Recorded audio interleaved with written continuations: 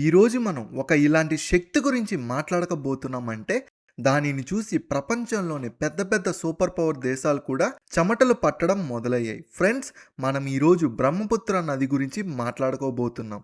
అయితే మీరందరూ అనుకునేట్టు ఇది ఏమాత్రం సామాన్యమైన నది కాదు. ఇది ఒక నడిచే సముద్రం. ఇది ప్రతి సంవత్సరం అస్సాంలో సృష్టించే విధ్వంసం చూస్తే ఆత్మ సైతం వణికిపోతుంది. అందుకే ప్రజలు దీన్ని శారో ఆఫ్ అస్సాం అని పిలుస్తారు. ఎందుకంటే ఈ నది ఎప్పుడు తన మార్గాన్ని మార్చుకుంటుందో మరియు ఎప్పుడు పూర్తి గ్రామాల్ని తన కడుపులో కలిపేసుకుంటుందో ఎవ్వరూ చెప్పలేరు. ఈ నది పైన ఒక సాధారణ స్తంభం నిలబెట్టడం కూడా ఇంజనీర్ల పాలిట ఒక సూసైడ్ మిషన్ కంటే తక్కువేమీ కాదు. కానీ ఫ్రెండ్స్, అసలైన ఆట ఇక్కడే మొదలవుతుంది. అమెరికా లేదా స్వీడన్ వాళ్ళకు సంబంధించిన ఇంజనీర్లు ఈ నది పేరు చెప్పగానే ఒక్కసారిగా భయపడిపోయి వెనకడుగు వేస్తారు. కానీ మన భారత్ సంబంధించిన ధైర్యవంతమైన ఇంజనీర్లు మాత్రం ఈ సవాల్ని స్వీకరించారు. సో ఫ్రెండ్స్, ఈరోజు మనం మాట్లాడుకోపోయేది 19 కిలోమీటర్ల కొండ చిలువ గురించి. ఇది నది గుండెల్ని చీల్చుకుంటూ అవతల మేఘాల్ని చేరుకుంటుంది. దీన్నే దూబ్రే గులాబ్రే కూడా పిలుస్తారు. దూబ్రీ పులాబ్రీ మహాసేతు అనే కేవలం ఒక కన్స్ట్రక్షన్ ప్రాజెక్ట్ మాత్రమే కాదు. ఇది చైనా ముఖంపై భారత్ వేసిన ఒక బలమైన దెబ్బ. దీని ధ్వని బీజింగ్లోని ప్రభుత్వ కార్యాలయంలో స్పష్టంగా వినిపిస్తుంది. ఫ్రెండ్స్, ప్రపంచ ఇన్ఫ్రాస్ట్రక్చర్లో తానే రారాజు చైనా అని ఎప్పుడూ తన భ్రమలో ఉంటుంది. తన నాసిరికం వన్ బెల్ట్ వన్ రోడ్ ద్వారా చిన్న దేశాలు కూడా అప్పుల ఊబిలో ముంచుతుంది. కానీ భారత్ ఇక్కడ ఎటువంటి హడావిడి లేకుండా చైనాకు ఒక పిడిటం లాంటి పని చేసి చూపించింది. బంగ్లాదేశ్ మరియు చైనా సరిహద్దుల దగ్గర భారత్ ఒక అదృశ్య గోడను నిలబెట్టింది. అదే చికెన్ నెక్ అని పిలుచుకునే స్థలంలో. దానిని దాటడం దేవుడెరుగు. తాకడానికి కూడా శత్రువు ధైర్యం చేయడు. అమెరికా, జర్మనీ వంటి దేశాలు తమను సాంకేతిక రంగంలో అగ్రగాములుగా భావిస్తాయి. వారి టెక్నాలజీకి సామాన్యమనేది లేనిది అనుకునే స్థాయిలో ఉన్న ఆ దేశాలు కూడా ఈరోజు ఎల్ఎన్టీ ఇంజనీర్లు జపాన్కి చెందిన ప్రత్యేక సాంకేతిక పరిజ్ఞానాలతో కలిసి ఈ ప్రాజెక్ట్ ఎలా విజయవంతం చేశారో తెలుసుకోవడానికి ఆసక్తి పరిశోధిస్తున్నాయి. ఇది భారత్ ప్రభుత్వపు ఉక్కు సంకల్పానికి నిదర్శనం. దీనికోసం 5,000 కోట్లు ఖర్చు చేయడం అనేది కేవలం ప్రారంభం మాత్రమే. ఈ డబ్బును నీళ్ళలో వృధా చేయడం లేదు.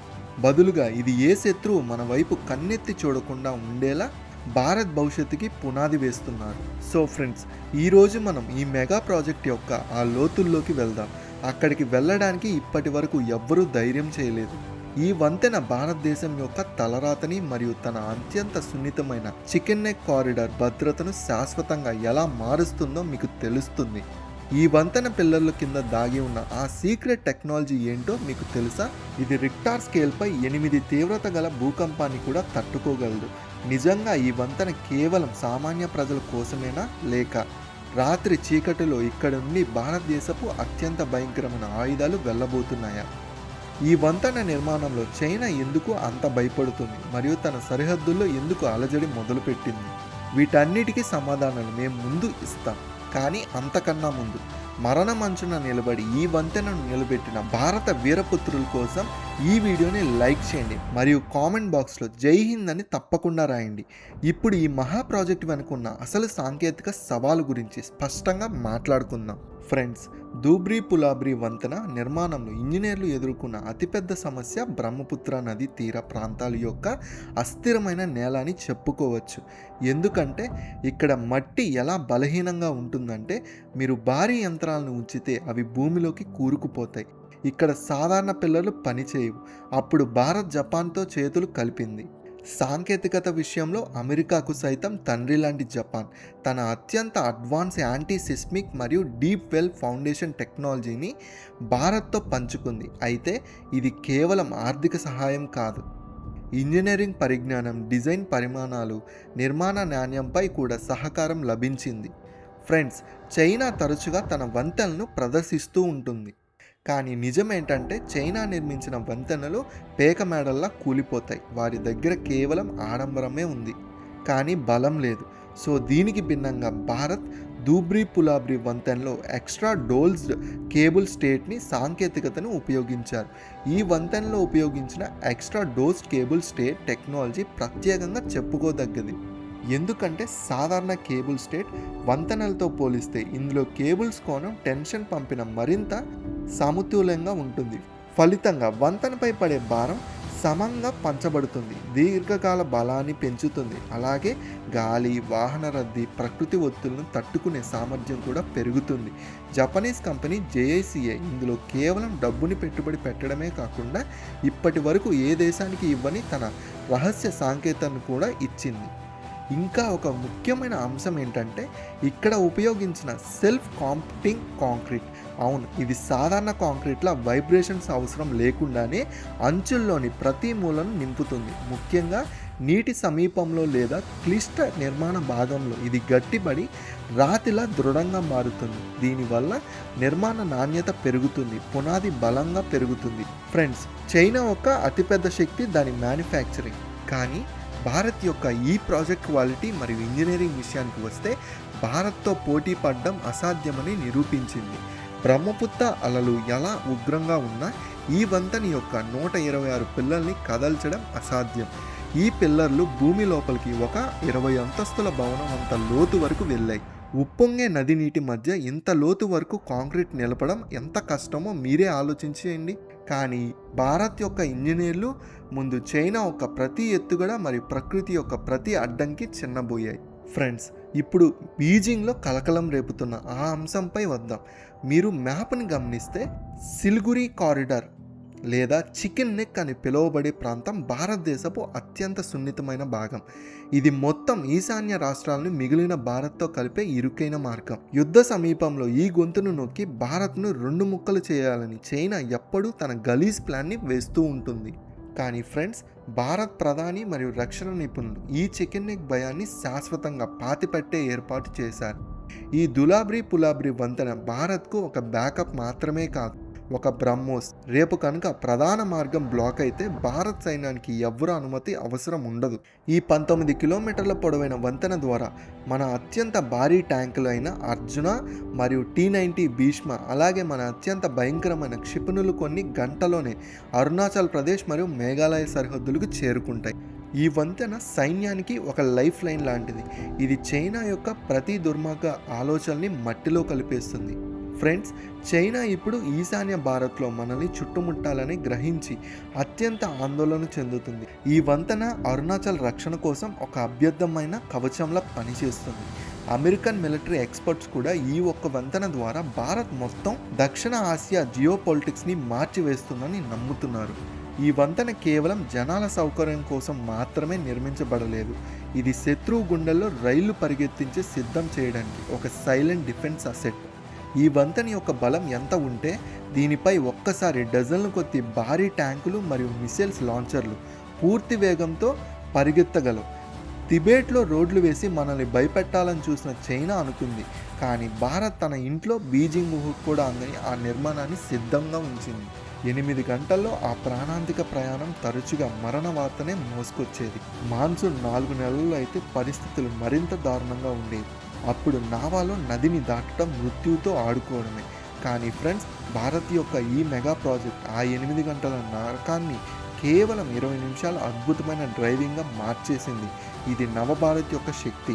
ఎక్కడైతే అమెరికా వంటి అభివృద్ధి చెందిన దేశాలు నేటికి తమ పాత ఇన్ఫ్రాస్ట్రక్చర్ బాగు చేసుకోవడంలో నిమగ్నమై ఉన్నాయో, అక్కడ భారత్ ప్రపంచంలోని అత్యంత కష్టపూరితమైన నదిపై ఈ అద్భుతమైనని చేసి చూపించింది. మేఘాలయ మరియు అస్సాం మధ్య ఎప్పుడు శతాబ్దాలుగా దూరం అనిపించే ఆ అంతరం ఇప్పుడు పలక త్రిప్పేలోపు ముగిసిపోతుంది. పంటను మార్కెట్కి చేర్చుకునేలా రైతులు, మెరుగైన విద్య కోసం తప్పించే విద్యార్థులు, వీరందరి కోసం ఈ వంతెన ఒక కొత్త కిరణాన్ని తీసుకొచ్చింది. ఈ వంతెన కేవలం కాంక్రీట్ మరియు ఇనుపం యొక్క కలయిక కాదు, ఇది లక్షలాది మంది కన్నీళ్లను తుడిచే ఒక ఆధారం. సో ఫ్రెండ్స్, ఈ అభివృద్ధి కేవలం నగరాలకే పరిమితం కాకుండా దేశపు చివరి మూల వరకు చేరుతుందని భారతదేశపు ఎదుగుతున్న ఆర్థిక వ్యవస్థకు చిహ్నం. ఫ్రెండ్స్, జపాన్ ఈ ప్రాజెక్టులో పెట్టిన పెట్టుబడి కేవలం లాభం కోసం మాత్రమే కాదు, చైనా నియంతృత్వాన్ని ఆపగల ఏకైక శక్తి భారత్ అని జపాన్కి తెలుసు. ఈ వంతెన భారత్ ఈశాన్య రాష్ట్రాలకు అభివృద్ధి తలుపులు తెరుస్తుంది. దూరం కారణంగా గతంలో రాని పర్యాటకులు ఇప్పుడు ఈ 19 కిలోమీటర్ల వాటర్ డ్రైవ్ ప్రపంచంలోని అతిపెద్ద అద్భుతంగా భావిస్తారు. ఫ్రెండ్స్, జపాన్ వంటి చిన్న దేశం భారత ఈశాన్య రాష్ట్రంలో ఇంత డబ్బు ఎందుకు పెడుతుందని మీరు ఎప్పుడైనా ఆలోచించారా? దీనినే ఇండో పసిఫిక్ వ్యూహం అంటారు. మయన్మార్, థాయిలాండ్ మరియు వియత్నాం వరకు భారత్ యొక్క చెరువు ఎంత బలంగా ఉందని జపాన్ కోరుకుంటుందంటే చైనా ఒక one belt one road project పూర్తిగా ఫెయిల్ అవ్వాలి. ఈ దూబ్రే పులాబ్రే వంతెన ఆ గ్లోబల్ పాలిటిక్స్లో ఒక కీలక భాగం. హిమాలయ మార్గాల్ని బ్లాక్ చేసి భారత్ని ఒంటరి చేయించని చైనా అనుకుంది. కానీ భారత్ జపాన్తో కలిసి ఆగ్నేయాసంగా నేరుగా కలిపే ఒక కారిడార్ని నిర్మించింది. ఈ బ్రిడ్జ్ కేవలం 2 రాష్ట్రాల్ని కలపడం లేదు, ఇది ప్రపంచ వేదికపై భారత్ యొక్క శక్తిని స్థాపిస్తుంది. అమెరికా ఎప్పుడూ తనను తాను ప్రపంచ చౌదరిగా భావిస్తుంది, కానీ అది కూడా ఈరోజు భారత్ యొక్క విజన్ చూసి నిశ్శబ్దంగా ఉంది. 2026 నాటికి భారత్ ఇప్పుడు ఎవరి ఒత్తిళ్లు లొంగదని వారికి తెలుసు. ఎల్ఎన్టీ ఇంజనీర్లు ఇక్కడ ఎటువంటి పరిస్థితుల్లో పనిచేశారో దానికి ఉదాహరణ ప్రపంచంలో ఎక్కడా దొరకదు. 40 డిగ్రీల ఎండ, భయంకరమైన వర్షం, నది యొక్క పెరుగుతున్న నీటి మట్టం, వీటన్నిటిని మధ్య 24 గంటలు పనిచేయడం ఒక తపస్సు కంటే తక్కువేమీ కాదు. దేశ భద్రత మరియు పురోగతి విషయానికి వస్తే మనం ప్రపంచంలోని ఏ విదేశీ కంపెనీకి కంటే కూడా చాలా ముందున్నామని భారత్ యొక్క ఈ కంపెనీ నిరూపిస్తుంది. ఈ వంతెన భారత్ ఆత్మనిర్భరానికి అతిపెద్ద నిదర్శనం. అంతేకాకుండా ఈ ప్రాజెక్టుకు చైనా, వియత్నాం మరియు ఫిలిప్పీన్స్ వంటి దేశాలను కూడా భయపెట్టింది, కానీ భారత్ దానికి నేరుగా సమాధానం ఇస్తుంది. ఈ వంతెన నిర్మాణంలో భూటాన్ మరియు బంగ్లాదేశ్ మధ్య కూడా వ్యాపారానికి ఒక కొత్త మార్గం తెరుచుకుంటుంది. భారత్ ఇప్పుడు కేవలం తన సరిహద్దులను రక్షించుకోవడమే కాదు, ఇది మొత్తం ఆసియా లీడర్గా ఎదుర్కొంటుంది. ఫ్రెండ్స్, ఇప్పుడు మనం ఈ ప్రాజెక్ట్ చివరి దశకి చేరుకున్నాం. లేటెస్ట్ రిపోర్ట్ ప్రకారం 75% పైగా పని పూర్తయింది. నది మధ్యలో నిలబడి ఉన్నాయి ఆ పిల్లర్లు భారత్ గర్వ కథని చెబుతున్నాయి. అధికారికంగా ఈ పని 2028లో పూర్తి కావాల్సి ఉంది, కానీ మన కార్మికులు మరియు ఇంజనీర్లు పనిచేస్తున్న వేగం చూడండి.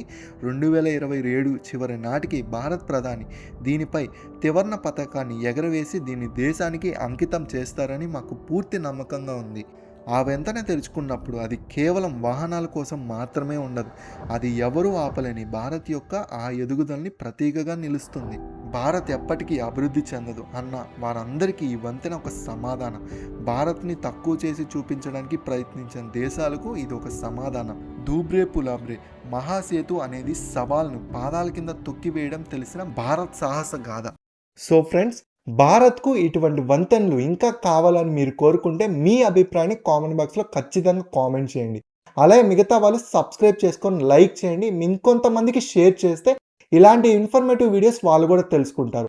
అంతవరకు సురక్షితంగా ఉండండి, క్షేమంగా ఉండండి. జై హింద్, జై భారత్.